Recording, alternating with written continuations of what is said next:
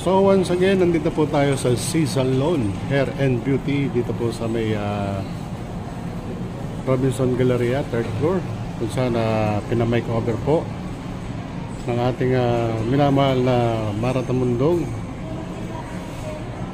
ang mga nanay at tatay ng Manileño. Dito po tayo ngayon sa 3rd floor, no?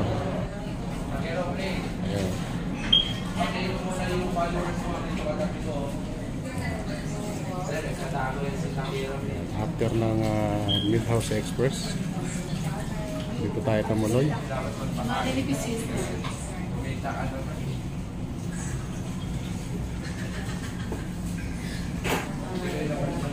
Wala pang update sa Oh, buti nga sumunod na tayo rito eh, kung di. ano yung magagawang programa, ano yung magagawang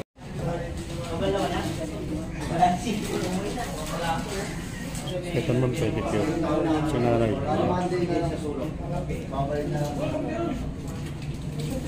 Minsan lang to. So, Wala ka pa sa posisyon. talagang kumikilos na para sa Manila. Kilos na talaga. Di ba? Mahal niya Manileño. So, tuwan-tuwa po yung mga Manileño natin, no? Pagandang loob po ni Mayora Mara Tamundong.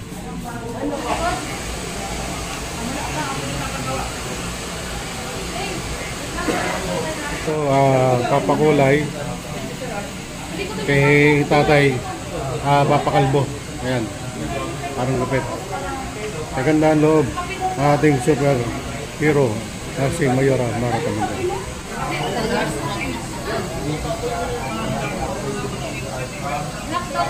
Senior po, may senior kayo. Mga gupit na bumata si kuya ng ilang taon. Sir, ano po masabi nyo sa Wala bumata ng ilang taon. Gremo, no? Ayun, ano. Wala na yung puti ng buhok. So ano po masabi nyo sa pag-alala sa atin ni Mara Tamundong? Wala ako, papasalamat ako sa kanya. Maraming salamat kay Mayora Tamundong. Ayun.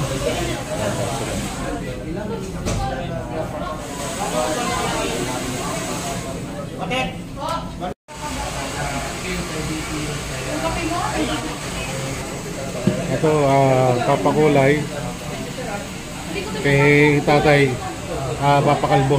Ayan, parang gupit.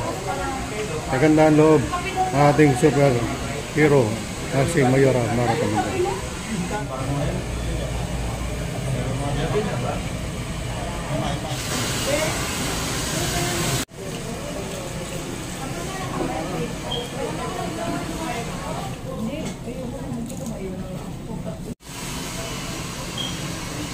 Ito na yung finish ng product ng makeover, sponsored by Mayora Mara Tamundong.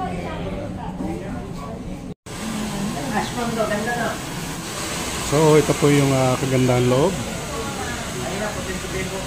ng ating minamahal na Mayora Mara Tamundong. Pina-makeover ang mga Manileño. Pakiramdam na bagong nyulok na tayo ngayon. Ngayon, ito kaya, masaya.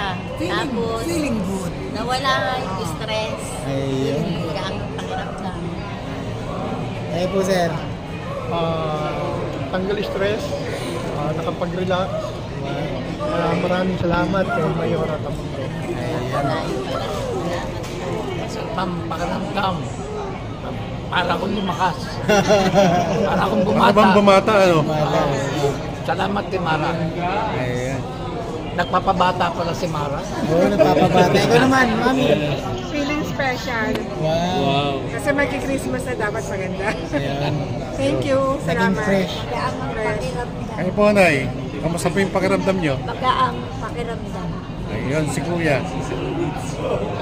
Ano ang pakiramdam mo na bumutang ka? So, feeling nyo bumata, di ba? Gwapo na, oh. Okay na, dito naman. Kumogi Kasi- ko na wala yung stress ko. Feeling ko tumangkad ako eh. Salamat kay Mayora at kay Bise. Salamat. Eh, masarap ng pakiramdam, kumagaan na yung ulo ko, tsaka bumata ba? At saka maraming salamat kay Mayora, tsaka kay Vice Mayor, tsaka sa mga konsehal. Salamat. Wow, good looking na, di ba? Maraming salamat kay Mayor, tsaka kay Vice Remy Apostol. Maraming po salamat sa Ayala. Ikaw, nanay. Mukhang bata. Wow. Maangang pakiramdam. Thank you, Mayora. Marami pong salamat kay Mayora. Gumanang pakiramdam ko, pati ulo ko, alam ko gumanan ng gusto. Nawala lahat na yan. Nawala na lahat. Maraming salamat po. Salamat kay Mayora, lalo akong pumugi. Makakaapat tao na ito. Apat na asawa. Maraming salamat po kay Mayora, kay pati kay Vice, lalo na sa mga konsehal.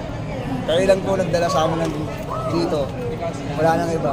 Kaya dapat kayo na lang talaga.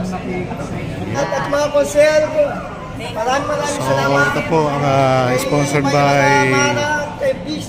Ma'am Mara Tamundong. Super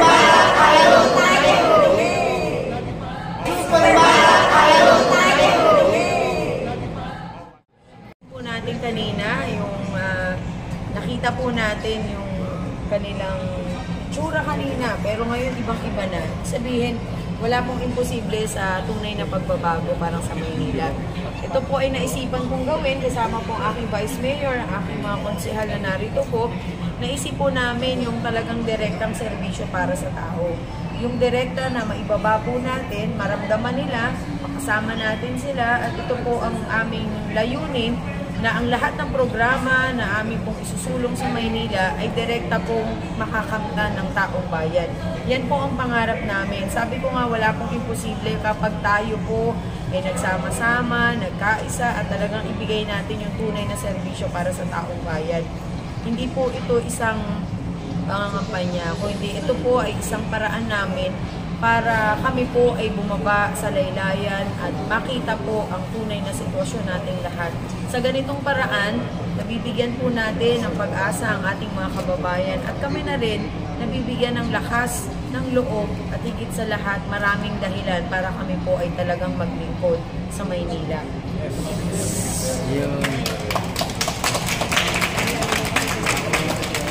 So, si Vice.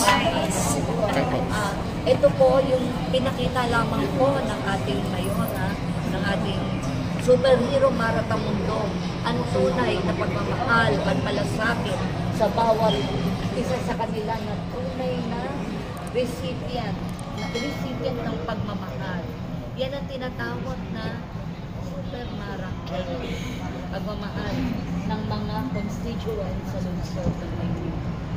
Nakita nyo kanina sila, no, before and after, ano, so para ito ay parang significance, no, na may pagbabagong mangyayari, no. Manila will be great again. Sa pamumuno ni Mayor Mara Tamundong na ating Vice Mayor Remy Oyar. Kasama natin at nakasama ni Mayor at ni Vice Mayor yung mga senior citizen, yung mga lola at lola. Malaking sa katawan nila yun, sa isipan, sa puso. Kaya sa susunod na taon, alam ko na mas babata pa ito silang tatay. Sana masundan pa yan. Una po sa lahat, tayo magpapasalamat sa ating Mayor Mara Tamundong. Una po sa lahat dahil ito po yung ating pong adhikain sa Maynila. Mababago lamang po yung ating pong pananaw kung ang ating mga constituent dun sa bagay na para sa kanila ay may bibigay po natin. Ibig sabihin may babago talaga dahil ibinigay natin para sa kanila eh. Kaya yung kanilang aura, yung kanilang kaisipan, magbabago din dahil naranasan nila, naramdaman nila yung totoong serbisyo. Kaya yun ang dapat natin ibigay sa Manilin.